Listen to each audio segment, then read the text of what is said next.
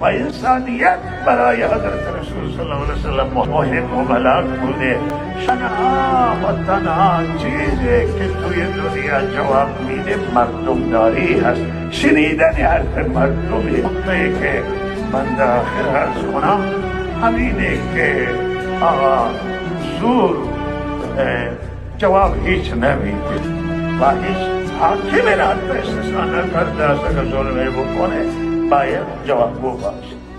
در یک ماموری وقتی حالا از گشت ارشاد یا از هر ارگانی وقتی که یک ظلمی از او انجام میگیره در ماموریت خطا میکنه و اشتباه میکنه، او باید بدون در نظر گرفتن هیچی او باید به مجازات ده. بعضی علم میگه دختر بابا انسانی است، قتل یک انسان قتل همه انسان است، قتل او قتل ماست و نجات یک انسان نجات همه انسان.